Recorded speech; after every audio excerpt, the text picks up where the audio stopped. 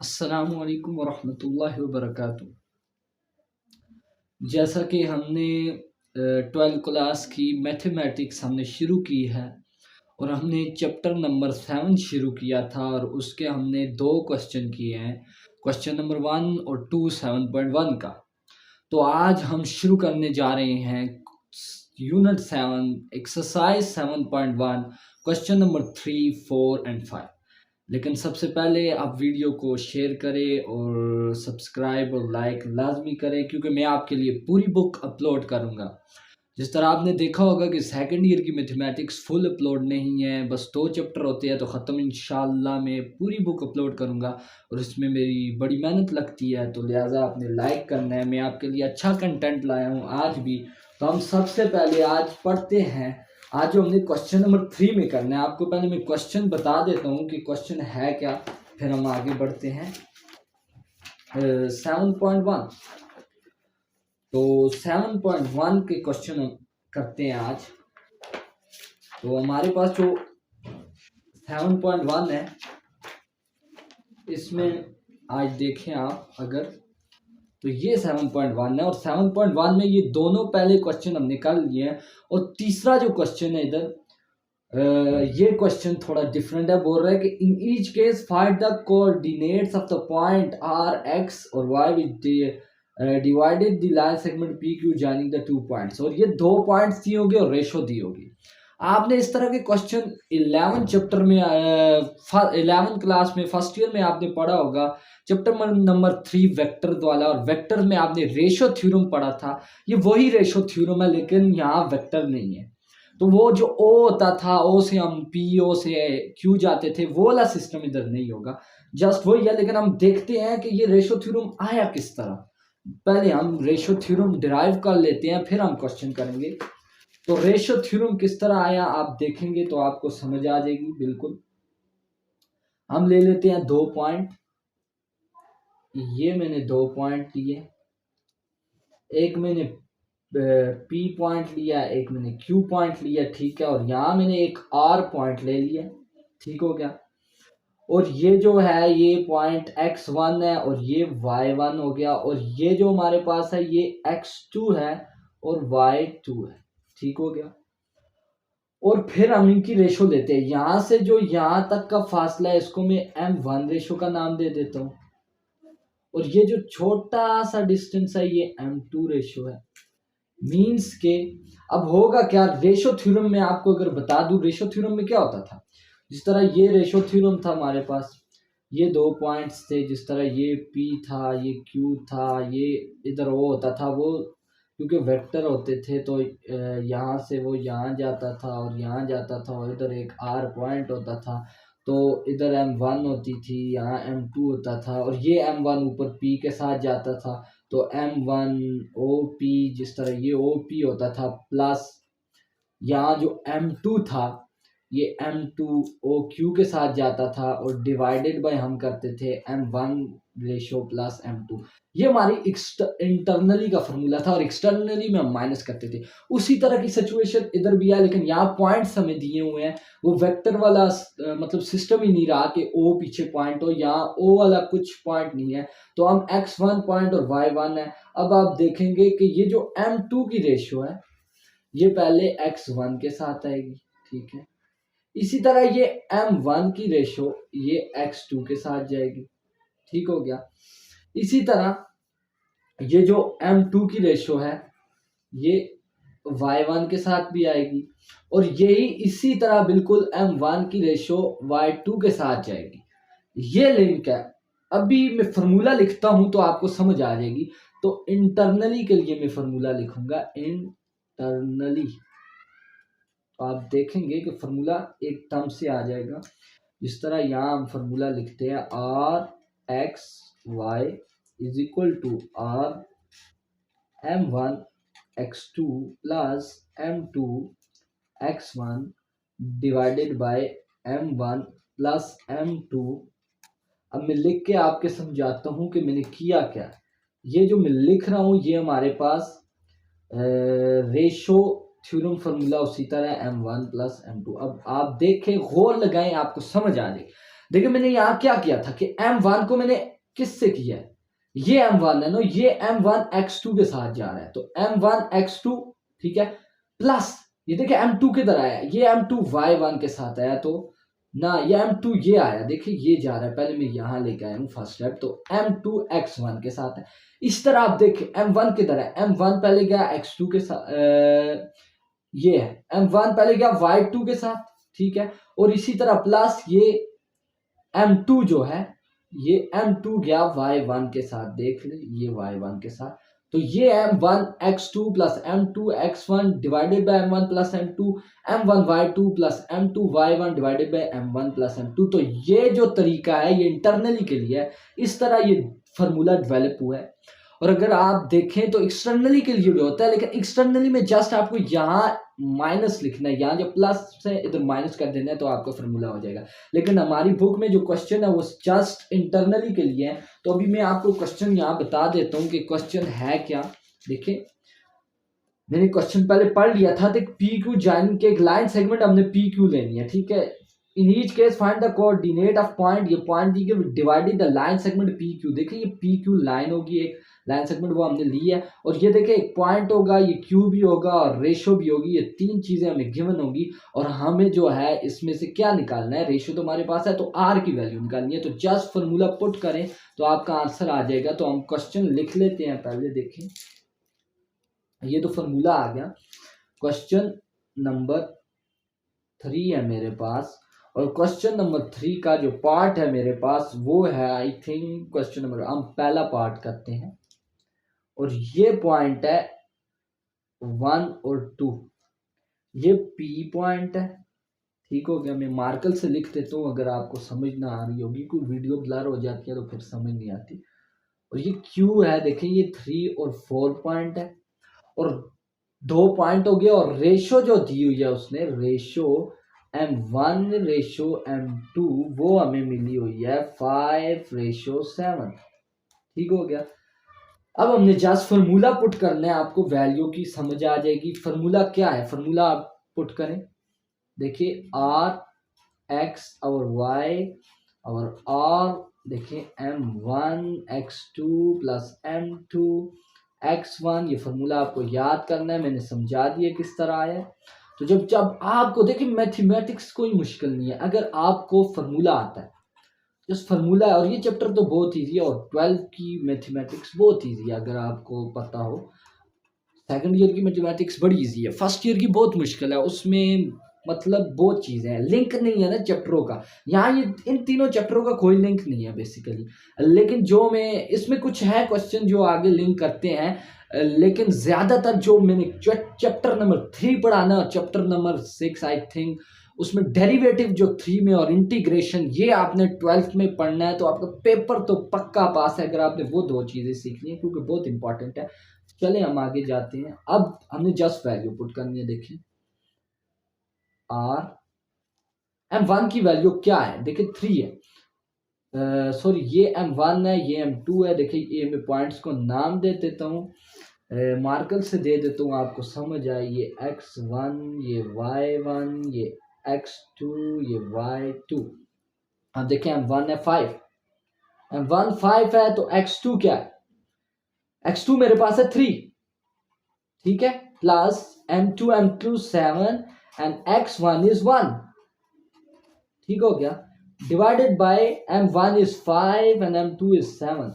अब m1 लेना है, m1 क्या है हमारे पास 5 है।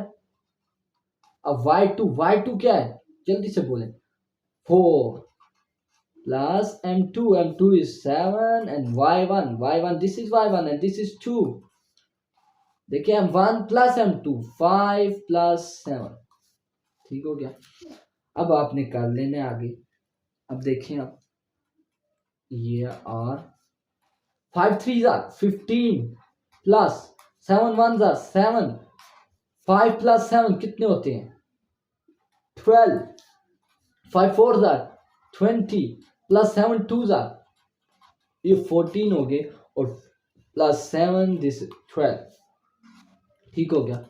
देखिए कितना इजी क्वेश्चन है, जस्ट आपको फार्मूला आता हो। देखिए 15 प्लस 7 दिस इज 22, ठीक हो गया, डिवाइडेड बाय 12 एंड 20 एंड 14 कितने हो गए हैं, 20 plus 14 this is 34, yes, divided by 12, 34 and divided by 12,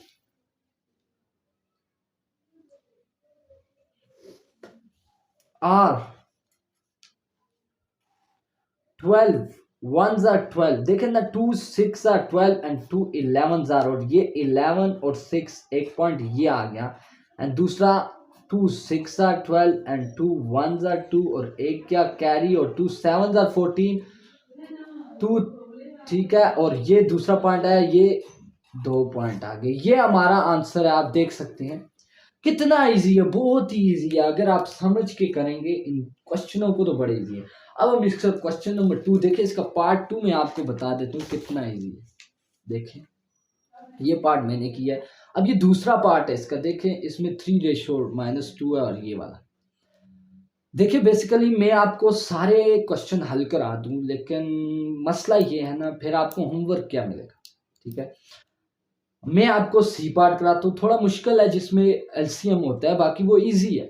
अगर फिर भी आपसे ना हुआ तो कमेंट्स में ज़रूर लिखिएगा, तो मैं अगली एक्सरसाइज के साथ ये दोबारा करा दूंगा जो मसला हुआ।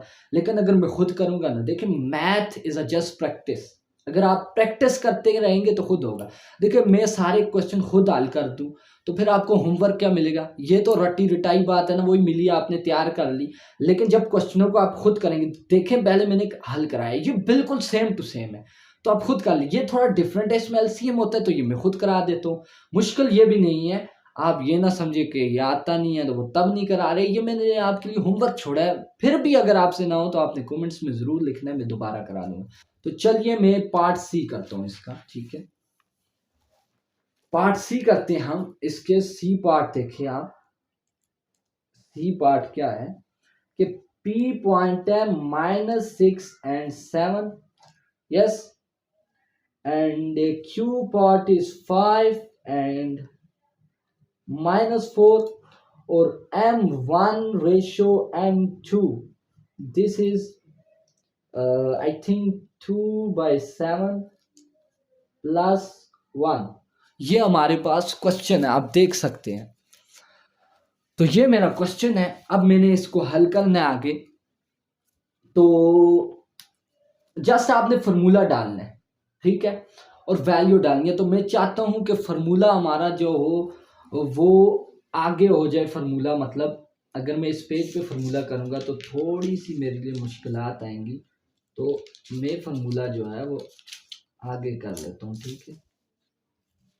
मैं फार्मूला यहाँ लिख देता हूँ, अगर आपको मुश्किल ना हो, आसानी हो ना, फिर हम पीछे से देखेंगे दोबारा तो उसलिए हमारे लिए वो मुश्किल होगा, तो हम फार्मूला दोबारा इधर लिख देते हैं। जब फार्मूला दोबारा लिख देते हैं बड़ा इजी रहेगा, कुछ मुश्किल नहीं है। हमने फार्मूला दोबारा लिखना है, और यही फार्मूला हमने पॉइंट्स में दोबारा लिख दूंगा। ये देखे R(x(y), this is formula your, ठीक है, ये आपने याद करना है, ठीक है। M1 x2, ठीक हो गया, प्लस, रुकिए दूसरे मार्कर से लिख देते हैं, प्लस M2 x1, ठीक हो गया, divided by M1 plus M2, और दूसरी तरफ M1 y2 plus M2 y1 divided by M1 plus M2, this is your formula. अब जल्दी से करें, पॉइंट्स जो हमें गिवन है वो हम लिखते हैं। हमारे पास पी पॉइंट है, ये क्वेश्चन नंबर देखें 3 का पार्ट बी में करा रहा हूँ, दोबारा से मैंने लिखा, और मेरे पास पी पॉइंट है -6 and 7, एंड देन मेरे पास जो क्यू पॉइंट है वो 5 and 4, और जो रेशो है वो आप देख लें कि M1 ratio M2, this is 2/7 and ratio 1, ये हमारे पास है। अब मैंने वैल्यू पुट करनी है। देखिए मैं फार्मूला दोबारा नहीं लिख रहा, आपको पता है किस तरह फार्मूला किस तरह लिखा है, और आपने जस्ट पुटिंग अ वैल्यूज करनी है तो आपके पास आंसर आ जाए। देखिए M1, ये M1 की रेशो है 2/7, ठीक है। m1 की रेशो होगी प्लस, अब साथ में x2 है, तो x2 क्या है, देखिए ये x1 पॉइंट है, ये y1 है, ये x2 है, ये y2 है, तो हमारे पास x2 की वैल्यू क्या है 5 है, तो इसके साथ 5 कर दे, ठीक हो गया। प्लस m2 की वैल्यू 1 है और साथ में m2 के है x1, तो x1 की वैल्यू -6, ठीक है। Plus comma m1 is 2/7 and y2 क्या है, y2 मेरे पास देखिए 4 है, तो ये मैंने 4 लिख दिया, प्लस m2 इज 1 और y1 क्या है, देखिए y1 है 7, ठीक हो गया। अब देखिए इसके नीचे m1 रेशो, देखिए m1 रेशो प्लस m2 और इधर भी m1 रेशो प्लस m2, ठीक हो गया। अब आपने जस्ट क्या करना है, देखिए r x y और 2 5 10 और 7 और ये -6, देखिए 2 5 10 और 7 नीचे, और नीचे हम एलसीएम ले लेते हैं, 7 इसका एलसीएम आया, देखिए 7 1 7 और 1 को ऊपर मल्टीप्लाई करें 2, 1 7 7 और 7 1 7, देखिए ये इसका एलसीएम आया। और अगर आपको एलसीएम नहीं समझ आया तो आप पहला लेक्चर देखें, उसमें मैंने एलसीएम बताया कि एलसीएम किस तरह निकलता है, तो देखें ये तो छोटी क्लासों में आपने पढ़ा, इसलिए मैं यहाँ डायरेक्ट लिख रहा हूँ। अभी अब 12th की मैथमेटिक्स पढ़ रहे हैं तो एलसीएम लेना तो आता होगा। 2 को 4 से मल्टीप्लाई करें 8 7 प्लस 7 डिवाइडेड बाय, ये भी देखें इसका भी तो वही आएगा, सेम टू सेम एलसीएम है, तो ऊपर भी यहाँ 2 आएगा, यहाँ 7 आएगा, ठीक हो गया। अब देखिए r x y is equal to r, अब यहां भी एलसीएम ले ले 7 इन दोनों का, तो 7 1 7 और 1 10 10 -1 7 7 और 7 6 42, कामा यहां भी एलसीएम 7, देखे ना 7 1 7 और 1 8 8 plus 1 7 7 7 7 49 divided by 9/7, this is also 9/7, देखिए 2 + 7 9/7। अब देखिए r x y is equal to r 10 - 42 कितने हुए, 10 and -42 बताइए, तो ये -32 रह जाएंगे, ठीक है, -32 10 में से हम निकालते हैं -42, तो -32 ही रहते हैं यार, -32 डिवाइडेड बाय 7 और 9/7, ठीक है, कामा 8 + 49, दिस इज 58, यस 8 + 49 कितने होते हैं, -8, सॉरी दिस इज माइनस, इतनी मिस्टेक हुई है हमारे से, ये -4 था इधर, ये क्वेश्चन में हमने मिस्टेक किया, थोड़ी सी मिस्टेक है, यहाँ जो हमने पॉइंट दिया था ये -4 था, सॉरी, तो ये जो हुआ बस, और कुछ गलती नहीं है, ये -4 था तो ये -8 हुआ, तो बस यहाँ -8 लगा ले, तो -8 + 49, तो ये रह गया 41/7 और 9/7। अब देखें 7 से कैंसल, 7 से कैंसल, तो r x और y is equal to r, तो -32 डिवाइडेड बाय 9 और 41 डिवाइडेड बाय 9, लेकिन 7 से कैंसल, 7 नीचे 9 था ऊपर ये, तो ये आपका आंसर। देखिए कितने इजी हैं। अब जो तीसरा पार्ट मैंने आपके लिए बी छोड़ा है, सी मैंने किया है, वो आपने खुद करना है। अब देखें हम अगला क्वेश्चन देखते हैं, बहुत ही इजी है, क्वेश्चन नंबर 4 है, वो भी आप कर सकते हैं अगर आपने ये कर लिया, बहुत ही इजी है। आप देखें ना, क्वेश्चन नंबर 4 क्या बोलता है, इन each case in what ratio in the line segment P Q joining 2 पाई।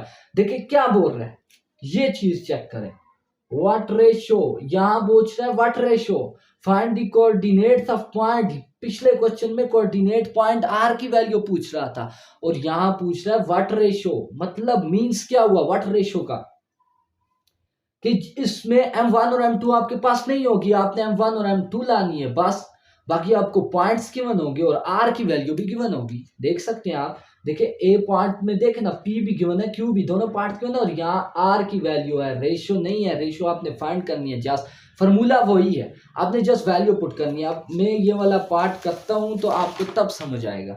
वैसे आपको समझ नहीं आता, अगर ये पॉइंट्स करेंगे तो आपको पता चल जाएगा कि ये पॉइंट क्या बोल रहे हैं। तो मैं आता हूँ आगे।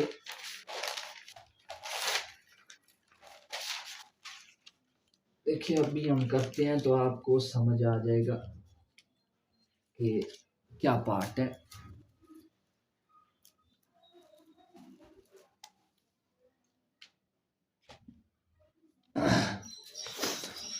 अभी हम ये वाला पार्ट भी करते हैं, आपको समझ आ जाएगा।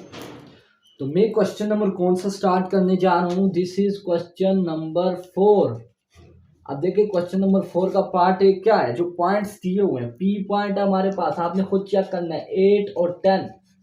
क्यू पार्ट है, क्यू पार्ट है मेरे पास -12 एंड 6, और साथ में मुझे गिवन है आर की वैल्यू, आर की वैल्यू है -4/7 एंड 58/7। ये पॉइंट्स गिवन है।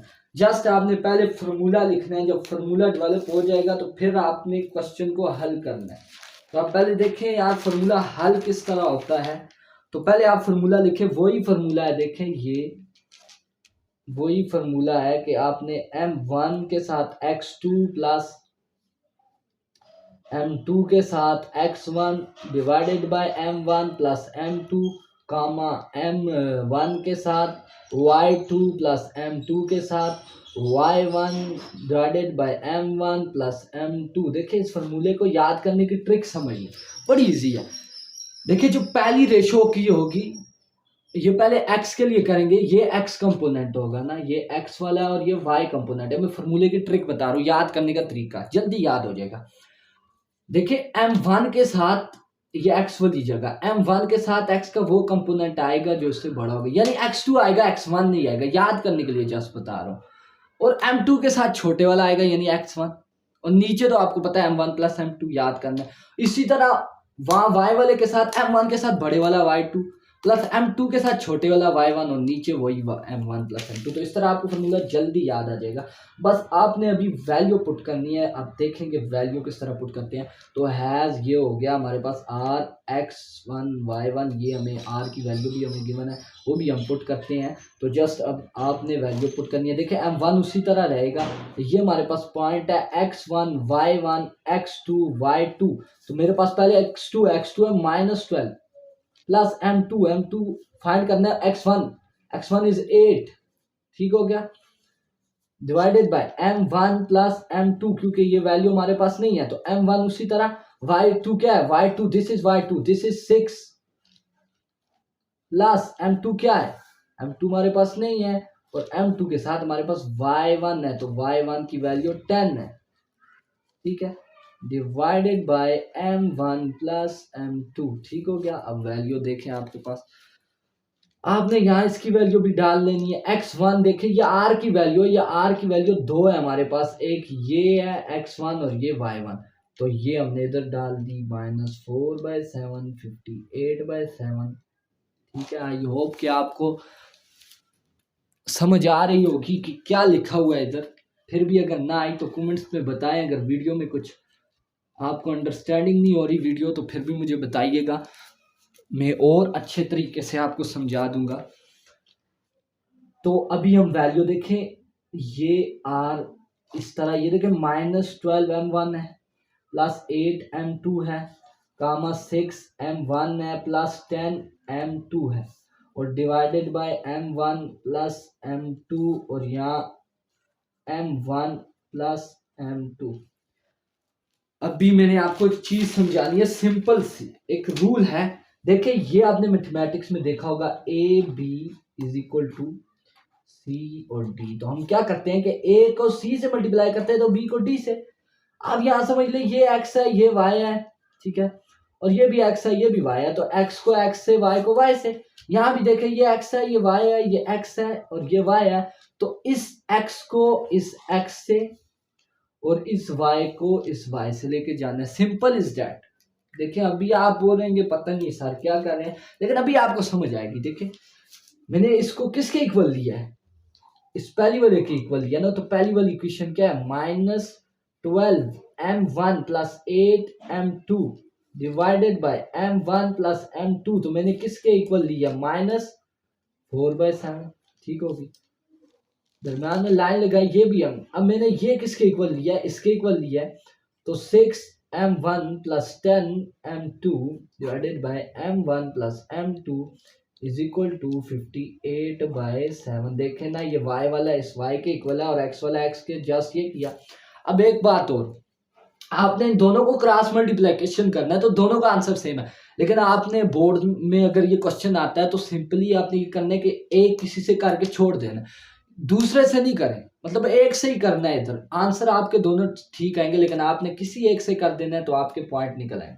तो मैं यहाँ क्रॉस मल्टीप्लिकेशन करता हूँ। देखिए 7 को ये क्रॉस मल्टीप्लिकेशन तो आपको करनी आती होगी, ये है m2 इज इक्वल टू -4 को यहाँ से मल्टीप्लाई करना है m1 प्लस m2, तो हम कर देते हैं। तो 7 को 12 से जब हमने मल्टीप्लाई किया तो क्या आता है, देखिए 7 10s are 70, this is 70, yes, and 7 12s are यहाँ बोल रहा है ना, तो हमारे पास क्या आएगा 84, yes। देखें आपको अगर नहीं पता तो 12 देखें, ये 7 है, 7 2s are 14, 1 गया कैरी, 7 1s are 7 और 1 गया 8, तो 84 आपके पास क्या आया 84, ये आपके पास है।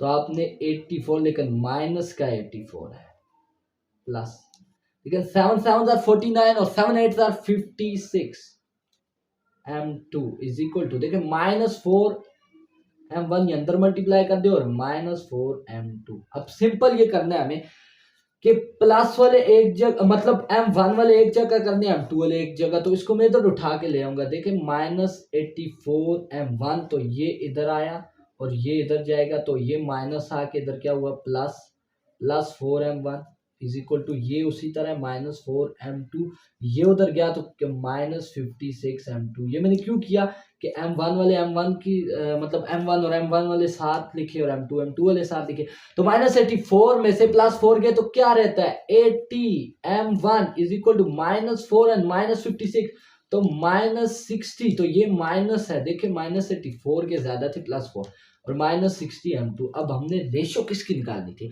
हमने तो निकालना है m1 रेशो m2, ये होता है m1, ये हमें निकालना है। तो हमने क्या करना है कि यहाँ m1 है तो ये m2 आके इधर आके डिवाइड हो जाएगा, उधर मल्टीप्लाई हो रहा है, और ये -60 है तो ये 80 यहाँ मल्टीप्लाई हो रहा है तो दूसरी तरफ जाके डिवाइड हो जाएगा, माइनस माइनस से कैंसिल हो जाएगा, और ये जो हमारे आंसर, जो फाइनल आंसर हमारे पास आएगा वो हमारे पास आंसर है 3/4। This is your answer. देखिए अगर आप यहां से क्रॉस मल्टीप्लिकेशन करते हैं तो वो भी आंसर सेम होगा, लेकिन वो मैं नहीं करता, वो आपने खुद करके चेक करना है कि हाँ वाकई क्या दोनों से आंसर सेम आ रहा है नहीं, लेकिन आपने करना है एक तरफ से है तो आंसर दोनों का सेम है। ऐसे ही टाइम्स आए होते हैं, आप ज्यादा करेंगे तो आपने एक से करना है, तो वो खुद आपने ट्राई कर लेना है, आपका मतलब जो ईजी आपको लगे, जिसकी कैलकुलेशन ईजी होगी वो आपने कर देना है।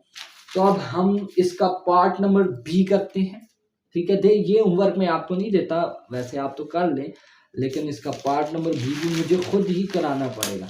इसका मैं लास्ट क्वेश्चन सेंट्रियाइड वाला क्वेश्चन नंबर 5 छोड़ूंगा, और उसके साथ में पता है वो एक वजह से छोड़ रहा हूँ, देखें किस वजह से, वो आपको जल्द समझ आ जाएगी कि मैंने सेंट्रियाइड का केस पढ़ाना है, 4 सेंट्रियाइड पढ़ाने हैं, वो आपको अगली एक्सरसाइज में बेटर, और मैंने उसके साथ 7.2 भी शुरू कर देनी है कल के लेक्चर के साथ, लेकिन वो मैंने छोड़नी है साथ, ठीक है। तो अभी हम कर रहे हैं क्वेश्चन नंबर 4 पार्ट बी, और पार्ट बी में कितने पॉइंट है, पी दे रहा है -2/4 और क्यू दे रहा है 3/6। ये तो बहुत ईजी है, वो थोड़ा फिर क्रिटिकल था। और आर जो है वो क्या है 4/5 एंड 3/5, 4/5 एंड 3/5, ये आपका क्वेश्चन है। इसके दो ही पार्ट है, तो अब हम आंसर करने जा रहे हैं इसका। तो हमने इसका भी बहुत इजी आंसर है, मुश्किल कुछ नहीं है, अगर आप समझ जाएं तो हमने जस्ट फॉर्मूला लिखना है।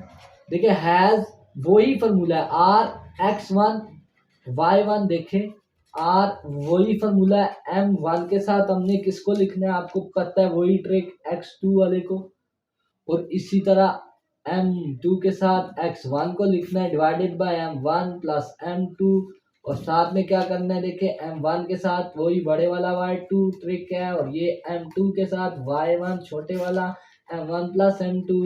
देखिए मैथमेटिक्स बहुत इजी अगर आप समझ जाए तो। देखिए आप x1 की value 4/5, this is your answer, y 3/5, बहुत इजी यार। अब ऐसे मैथ में कंफ्यूज बंदा बहुत होता है ना, जब हम भी पढ़ते हैं तो क्लासेस में तो बड़ा बोरिंग सा सब्जेक्ट है, लेकिन यार जब आप इसको समझ के करेंगे, मज़े लेके पढ़ेंगे तो मैथमेटिक्स बड़े मज़े किया है। नहीं, कोई होते हैं ना टीचर, वो जब आते हैं अंदर, मतलब जो सख्त मजाज के मैथ्स के टीचर होते हैं, मैथ्स के टीचर सख्त नहीं होने चाहिए। वो आते हैं तो वो पहले से मुंह सर का बना हुआ होता है, तो बच्चे पहले से ही बोर होते हैं, सर आके और बोर करते हैं। और जो टीचर होते हैं ना मज़े लेके पढ़ाते हैं, शुगल लगाते हैं, जिस तरह यहाँ कुछ बुक में आए कि वो बोलता है शो डैड तो सर बोले शो मारे, इस तरह की जब बातें करते हैं तो बच्चों को समझ आती है। तो वही बात हम भी करते हैं, शुगल मेले से फन अगर आप मज़े से लेके पढ़ेंगे तो आपको आई होप जल्दी समझ आ जाएगा।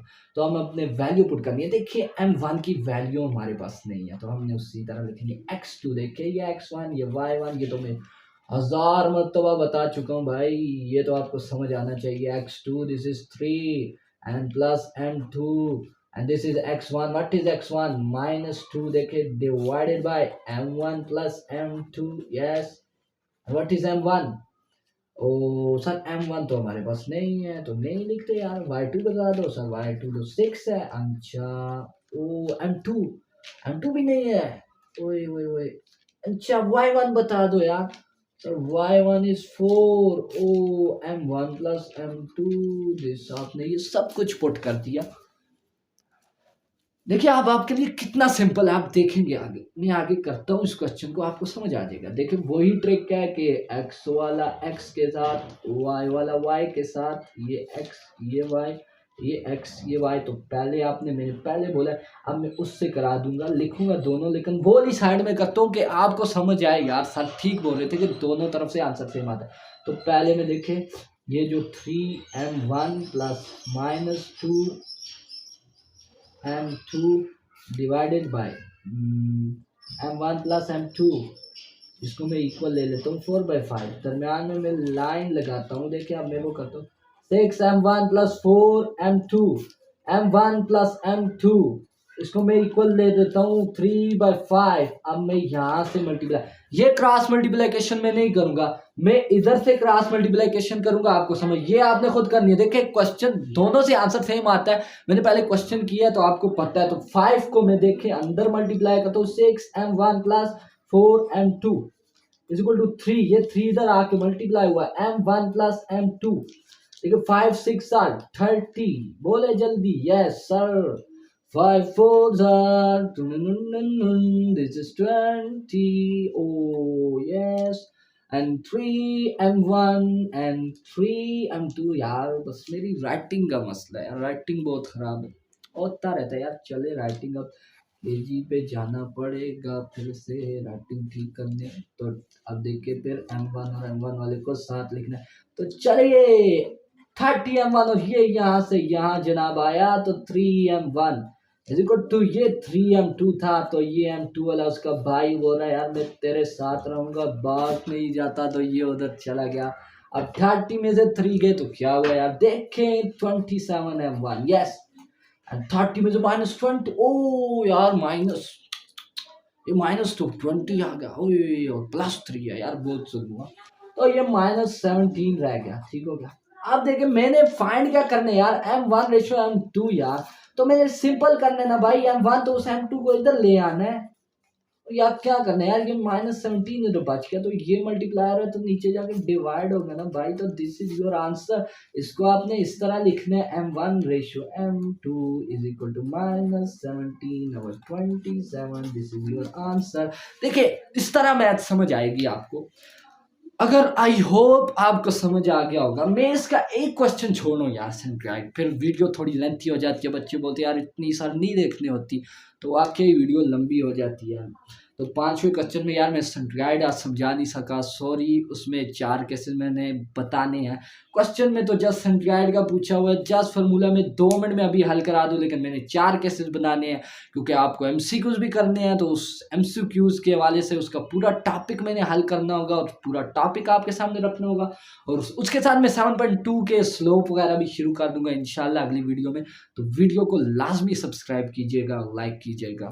शुक्रिया, मेहरबानी।